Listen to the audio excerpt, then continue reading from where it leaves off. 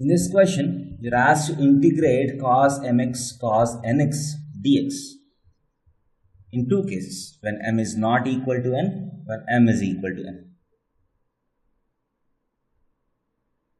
So obviously, if you have a multiplication or a product of two trigonometric functions, you cannot directly integrate the function.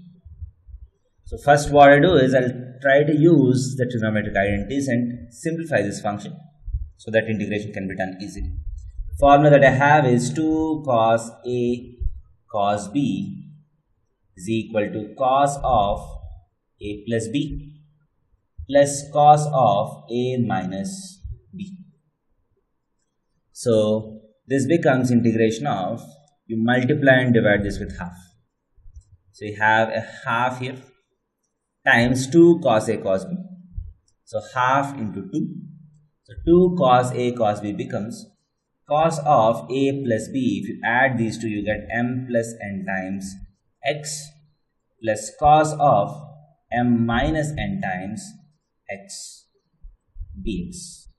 So now you have individual trigonometric functions which can be very easily integrated. That is equal to half of cos m plus n into x. The integration is sine of m plus n times x by m plus n, right? Because x has been multiplied by m plus n. So you need to divide it with m plus n. Plus, what is cos of m minus n into x's integration?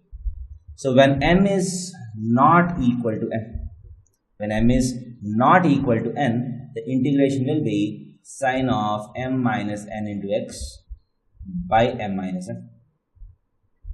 Plus c, if m is not equal to n. But in the special case where m is equal to n, so this term becomes 0.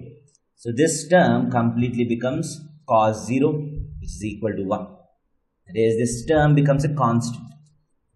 And this integration does not work, because if m is equal to n, you're getting divided by 0.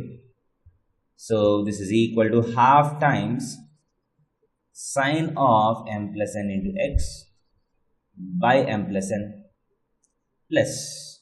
So in the case where m is equal to n, this becomes equal to 1. So what is the integration of 1 dx? X plus c if m is equal to n. So this integration has different answers when m is not equal to n and when m is equal to n.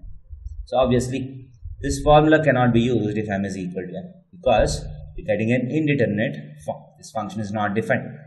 Hence, when m is equal to n, we do a different type of analysis. So cos of m minus n into x becomes 1. Integration of 1 dx will become x. Right?